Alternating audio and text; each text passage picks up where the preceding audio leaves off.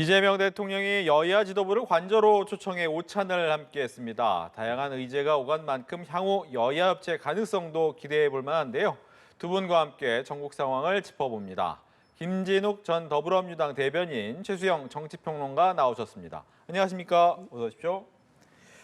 이재명 대통령과 여야 지도부의 오찬이 있었습니다. 취임 18일 만에 회동을 했고요. G7 정상회의 결과 포함해서 의제가 정해지지 않은 상태에서 국정 전반에 대한 이야기를 나눈 것으로 전해지고 있습니다. 오늘 회동 어떻게 보셨는지요? 일단 오늘 회동 상당히 긍정적으로 평가할 수 있을 것 같습니다. 특히 여야의 대표들께서 대통령 취임 18일 만에 이렇게 머리를 맞대고 앉아서 같이 국정에 대한 논의를 하고 있다라는 점, 이런 부분들을 지켜보는 국민들께서도 아마도 정치가 정상적으로 복원되고 있구나라는 그런 생각들을 가지실 수 있는 좋은 계기가 됐을 것이다, 이렇게 보고 있고요. 지난 윤석열 정부에서 대통령 취임 후에 야당 대표를 만나는 데까지 한 700일이 넘게 걸렸습니다. 사실상 2년 가까운 시간 동안에 야당을 대화, 소통, 타협의 대상으로 보지 않았던 그런 정치를 보여왔던 것에 비하면 상당히 장족의 발전이다, 이렇게 볼 수 있을 것 같고, 오늘 오찬을 통해서 많은 말씀들이 밀도 있게 이루어진 것 같습니다. 이 대화 이후에 여전히 여야가 소통할 수 있고 또 대화와 타협을 본격적으로 이루어갈 수 있는 그런 계기점이 오늘 오찬이 아니었을까, 이렇게 평가해 봅니다. 네. 저는 이제 우리 속담 이런 말 있잖아요. 첫 술에 배가 부르랴. 천리길도 한 걸음 부탁한다. 저도 거기에 의미를 두고 싶어요. 오늘 보니까 구체적인 내용, 이렇게 합의된 내용 이런 것들은 없다고 보는 게 맞을 것 같고요. 다만 이제 여야가 대통령 취임 20일이 안 돼서 신임 원내 지도부가 마주했다. 근데 사실은 이제 8월이면 양당, 그러니까 민주당은 8월 1일이고 국민의힘도 8월이나 9월 얘기가 나옵니다만은 신임 당대표가 왔을 때 비로소 그때 저는 이제 그 오너십이 있는 당대표들이기 때문에 그 당대표들과 할 수 있는 이제 이를테면 회동이 더 이제 중요하게 되겠지만, 어쨌든 20일도 안 돼서 이렇게 신임 원내대표단과 그다음에 국민의힘 입장에서는 이제 당대표 역을 겸하는 비대위원장과 함께 식사를 했다는 건 저는 굉장히 큰 의미를 갖습니다. 근데 저는 이건 말씀드리고 싶어요. 이재명 대통령의 이런 선의라든가 이런 접근성은 제가 높이 평가하지만, 정치라는 건 결국 과정을 통해서 결과로 이야기되는 부분들인데, 협치나 소통이라는 것들이 말로만 되는 것들이 아니라 실제 그거는 거여의 배려와 양보로 전 일부 간다고 보거든요. 근데 그런 배려와 양보가 없이 말로만 우리는 늘 소통하고 협치합니다, 야당 얘기를 경청하겠습니다, 이 얘기 정도 가지고 안 되기 때문에 앞으로 이제 오늘 이 만남을 필두로 해가지고 앞으로 이제 야당이 정말 요구하는 것이라든가 이런 것들에 대해서 여당은 조금이라도 수렴하려는 듯한 그런 수용성을 보여줘야 하고, 그다음에 야당은 야당대로 그런 수용성을 바탕으로 다시 이제 조금 한 걸음씩 정치가 진화해 나가야지. 저는 오늘 하나의 모임을 갖고 전체를 평가하기는 어렵지만 어쨌든 의미 있는 소통의 첫 발걸음 띄었다, 이 정도로 평가드리고 싶습니다. 네. 국민의힘에서는 이제 한 2가지, 7가지 의제를 갖고 오긴 했지만 법사위원장 등 상임위 배분의 문제, 또 그리고 총리 인준안에 대해서 인사에 대한 우려, 이 2가지를 좀 크게 이야기한 것 같습니다. 거기에 대한 얘기를 좀 나눠볼 텐데, 일단 인사청문회를 앞두고 좀 강한 이야기를 했더니 대통령과 김병기 원내대표는 청문회 보자라고 얘기를 했습니다. 여기에 대한 얘기를 먼저 들을까요? 일단 청문회가 이제 모레부터 이틀 동안 진행이 될 예정인데요. 그동안 국민의힘에서 많은 의혹들을 제기하고 그 의혹을 근거로 해서 대통령께는 지명을 철회하거나 또는 김민석 후보자가 자진 사퇴해야 된다, 이렇게 주장을 하셨는데, 네. 그 부분에 대해서는 공감하기는 좀 어려운 부분이 있다. 왜냐하면 그동안 김민석 후보자가 본인에게 제기되는 많은 의혹들에 대해서 나름의 소명 과정들, 해명 과정들을 거쳐왔고, 특히 인사청문회에서 충분히 다 소명이 가능하다라는 점에 대해서 누누이 얘기했기 때문에 대통령 입장에서는 청문회까지 다 지켜보고 그 과정에서도 부족함이 있다라고 한다면 모를까, 지금 청문회가 시작도 되기 전에 김민석 후보자의 거취 문제를 얘기하는 것, 이것은 정말 바람직하지 않은 부분 아니냐라는 부분을 말씀드릴 수밖에 없을 것 같아요. 특히 윤석열 정부가 출범할 당시에 한덕수 국무총리 후보자에 대해서도 당시에 야당이었던 저희 민주당이 상당히 국민의 눈높이와 부족한 부분이 많다, 또 한덕수 후보자에 대한 의혹들이 너무나 많은 것들이 제기됐는데 그런 의혹들이 충분하게 소명되지 못하고 있다라는 주장 저희 역시 또 한 적이 있었는데 그럼에도 불구하고 새 정부 출발을 하면서 안정적인 내각을 빠르게 구성할 수 있는 데에 협조하자 이런 뭐 측면에서 당시에 한덕수 국무총리 후보자에 대한 인사청문회 저희도 불만은 좀 있었습니다만 당시에 저희도 많이 양보하면서 인사청문회를 진행한 경험이 있기 때문에 이번에 국민의힘도 그러한 부분들을 고려할 필요가 있다라는 부분까지 추가로 아울러서 아마 대통령께서는 애둘러서 표현을 하신 게 아닌가라는 생각이 듭니다. 네, 총리 후보자 청문회는 지켜보자. 근데 생각해 보십시오. 지금 뭐 김 대변인께서는 그때 많이 양보했다고 하는데 그 당시 한덕수 총리 후보자를 대상으로 민주당이 요구했던 자료 요구만 1,090건입니다. 근데 그게 거기에 보면 부모의 부동산 전체기로 돌아가신 부모의 그다음에 본인의 평생 그 말하자면 월급 그 명세서, 그다음에 월별 신용카드 평생 쓴 거. 사실 그게 과도한 요구였다는 비판이 많았어요. 근데 이번에 한 100여 건 했는데 겨우 온 게 지금 10건이 안 됐다는 게 지금 국민의힘 측의 이야기입니다. 근데 과연 이걸 가지고 그때는 많이 봐줬는데 지금은 우리한테 너무 과도한 요구를 한다 이렇게 말씀하실 수 있을지 제가 형평성에 좀 문제점을 좀 드리고요.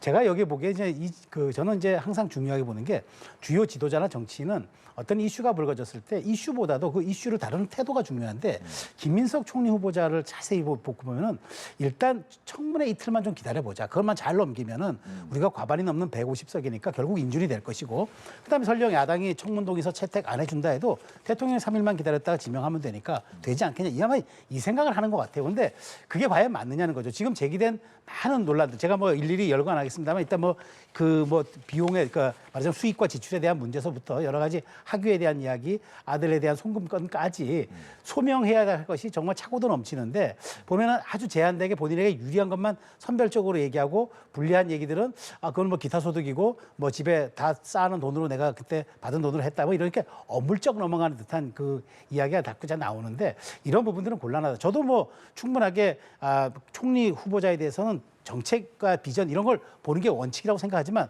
문제가 불거지고 제기된 부분에 대해서는 성실한 답변이 있어야 될 거 아닙니까? 근데 자꾸 증인도 못 받아들이겠다고 하고 이런 측면에서 어쨌든 저는 이제 남은 이틀간의 청문회를 지켜보겠습니다만은 만일 여기서 제대로 해명이 안 된다 그러면은 저는 뭐 청문은 강행할 임명은 강행할 수 있어도 이런 것에 대해서 국민들이 국민적 눈높이에 맞지 않을 경우에는 상당 부분 앞으로 이재명 정부가 국정 동력을 가져가는데 부담이 될 수도 있고 상당히 국민들로부터 지지의 철회가 있을 수 있기 때문에 이런 부분들은 좀 고민해야 된다고 생각합니다. 예, 즉 자료 제출이 부족하다라는 부분과 함께 증인 같은 경우에는 아마 국민의힘에서는 전처 부분도 그렇죠. 제외를 했어요. 그런데도 채택이 안 되고 있다. 네. 증인도 채택이 안 된다. 이런 부분에 대한 이제 공격을 하고 있지 않습니까? 이게 증인 채택이라는 것은 여야가 합의하는 겁니다. 국민의힘에서 무리하게 증인에 대한 요구들을 했기 때문에 저희가 수용하기 어려운 부분도 있었고 또 저희가 요구하는 증인에 대해서 국민의힘에서 수용하지 못한 부분도 있었어요. 그래서 저희가 계속해서 협의를 진행하자라고 얘기했을 때 국민의힘이 추가적인 협의에 응하지 않았던 부분들이 현재까지의 이 어떤 증인 채택에 관련돼서 결과를 도출하지 못한 부분입니다. 그런 부분들에 대해서는 뭐 향후에라도 추가적으로 할 수 있는 부분이 있습니다. 다만 증인이 채택되면 5일 전까지 증인에게 출석을 요구할 수 있는 그런 시간은 이제 지났기 때문에 이제부터 합의되는 부분에 따라서는 증인이 자발적으로 참여해 주는 부분이 필요하긴 합니다만 그럼에도 불구하고 증인 채택의 길은 여전히 남아 있다. 저는 그렇게 보고요. 지금 중요한 것은 증인이 채택됐느냐 안 됐느냐가 아니라 궁금한 것은 김민석 후보자에 대해서 인사검증을 국민의힘이 요구하는 대로 진행하겠다라는 저희가 100% 거기에 협조하겠다라는 부분이 있는 것이고 특히 도덕성 부분뿐만 아니라 지금의 그 대한민국의 위기 상황을 극복해 나갈 수 있는데 김민석 후보자의 능력이 맞느냐 거기에 적합한 인물이냐 하는 부분에 대한 검증까지도 국민의힘에서 한다면 저는 뭐 충분히 그런 부분을 수용할 부분이 있는데 지금 국민의힘에서는 김민석 후보자의 능력은 이미 충분히 인정을 했기 때문에 도덕적인 부분에만 지금 매몰을 하고 있는지는 모르겠습니다만 그런 부분들에 있어서도 김민석 후보자가 충분히 설명할 수 있다라고 얘기하고 있기 때문에 저희는 인사청문회까지를 다 충분히 지켜볼 필요가 있다 이렇게 말씀드리고 있는 겁니다. 즉 계속 얘기가 되고 있는 인사청문회에서 능력의 검증보다는 도덕성 검증으로 인한 흠집내기가 계속되는 부분에 대한 좀 얘기도 있습니다. 뭐 능력에 대한 검증은 이틀간 아마 지금 불거진 논란만 얘기하겠습니까? 이재명 정부의 과연 초대 총리의 자질을 갖고 있는지 그 정도의 국정 운영 전반에 관한 어떤 자기의 식견과 소신이 있는지 아마 그거는 이제 낱낱이 추궁을 해서 아마 검증을 할 거라고 저는 보는데요. 저는 기본적으로 그렇습니다. 총리 후보자라 그러면은 모든 장관과 강요에 대한 임명 제청권을 갖고 있고 1인지하 만인지상이라는 흔히 관용구적인 표현으로 그 정도의 고위직에 있는 그런 이제 위치에 있습니다. 그런데 이분의 삶의 어떤 그런 평균적인 그런 어떤 도덕성이 일반 국민의 눈높이라든가 일반 국민적인 삶의 평균에도 미치지 못한다면 이거는 문제가 아니겠습니까? 이 국민의힘 측이 질문하고 있는 건 그런 얘기들이죠. 우리가 생각했을 때 소득이 있는 곳에는 항상 세금이 있었고 세금을 납부한 다음에는 고위공직자라면 그런 모든 것들이 어떤 관보라는 어떤 일체된 어떤 기록에 남아 있어야 하고 그 다음에 이제 소명할 건 소명을 해줘야 되는데 소명이 안 되는 부분들은 그건 내가 뭐 조의금이나 뭐 이런 뭐 출판 기념이나 이런 돈으로 받아서 장흥에 있다가 필요할 때 꽃감 빼듯이 빼 먹었습니다. 라는 식의 얘기가 과연 그게 국민의 눈높이에 맞는 해명인지 묻고 있는 거고요. 그다음에 뭐 자녀 문제라든가 이런 것들은 우리가 조국 사태 때도 봤습니다만은 엄정한 잣대로 들이대야 고위공직자가 갖고 있는 그 말하자면 정치적 기준에 부합하는 것 아니겠습니까? 그런 측면의 얘기라고 보고요. 지금 김 대변인께서는 국민의힘이 이제 김 후보자에 대해서 정책이나 이런 능력에 대해서는 이미 인정했기 때문에 질문 안 하는 것이야 말했는데 질문할 아직 기회가 없었다는 말씀을 드리고 아마 그는 이틀간의 청문회에서 아마 그 꼼꼼하게 이제 뭐 학위 문제서부터 어떤 식견과 비전에 대한 문제까지는 아마 다룰 것이라고 생각을 합니다. 네. 매번 그런데 이제 이렇게 인사청문회가 논란이 될 때마다 인사청문회법을 바꿔야 된다라고 하는데 그때마다 여야 입장이 매번 바뀌더라고요. 이번에 바뀌는 겁니까? 그러니까 이번에 저희가 지금 이 인사청문회를 진행하는데 처음 도덕적인 부분들에 대해서는 비공개로 인사청문회를 진행하자는 얘기가 나온 건 아닙니다. 역대 정부에서도 계속해서 여야의 공수가 바뀔 때마다 이런 부분들에 대해서는 얘기가 나온 적이 있어요.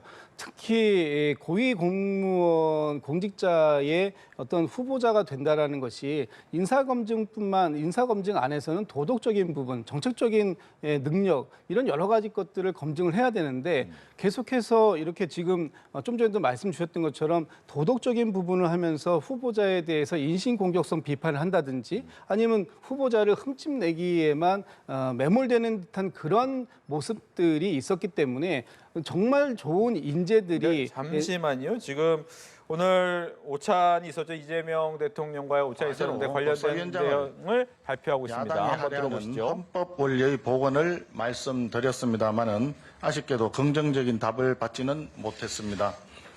2004년 17대 국회부터 여야는 대화와 협치 정신에 따라 제1당이 국회의장을 가지고 제2당이 법사위원장을 맡아온 관행을 형성하였습니다. 견제와 균형이라는 민주주의 가치를 실현하기 위해 또 행정부와 입법부를 모두 장악한 더불어민주당이 법사위원장을 계속 독점할 경우 의석수를 앞세운 무소불위의 입법 독재가 이어질 우려가 크므로 법사위를 제자리로 되돌려놓는 국회 정상화에 앞장서 주기를 부탁했습니다. 그러나 대통령은 적답을 피하고 여야 합의가 필요하다라는 말씀만 하셨습니다. 정치보훈과 이재명 정부의 성공을 위해 두 번째로 김민석 총리 후보자 지명의 여러 문제점 지적과 함께 재검토를 요청했습니다. 아빠 찬스, 채무를 가정한 스폰서 찬스, 청와대 학위, 선물 의혹 등 현재까지 제기된 의혹만으로도 이미 결격 사유는 충분합니다. 청와대 논문에서 도북자, 반도자라는 표현을 쓰면서 목숨을 걸고 자유를 찾아 대한민국 품에 안긴 북한 이탈 주민을 배신자라고 규정한 후보자의 정체성 논란도 큰 문제입니다. 유엔에서는 매년 북한 인권 결의안을 채택하면서 탈북민의 인권 보호를 외치고 있는데 북한 편에 서서 탈북민을 배신자로 규정하는 인물이 총리가 될 경우에 국제사회가 대한민국을 어떻게 볼지 우려가 큽니다. 인사청문회까지 갈 것도 없이 국민 눈높이에 맞지 않는 인사인 만큼 대통령과 새 정부의 국정 운영에도 큰 부담이 될 것이라는 점을 재차 강조했습니다. 이재명 대통령은 청문회를 지켜보겠다는 말씀으로 적답을 하지는 않았습니다. 아마도 지명 철회할 뜻이 없음을 간접적으로 나타낸 것 아닌가 합니다. 3차 추경안의 만성 채무자 빚 탕감 조치는 성실하게 빚을 상환한 분들에 대한 역차별이자 형평성에 어긋난다는 점도 지적하였습니다. 그리고 정부 조직 개편 관련 문제점 등에 대해서도 일부 대화를 나누었습니다.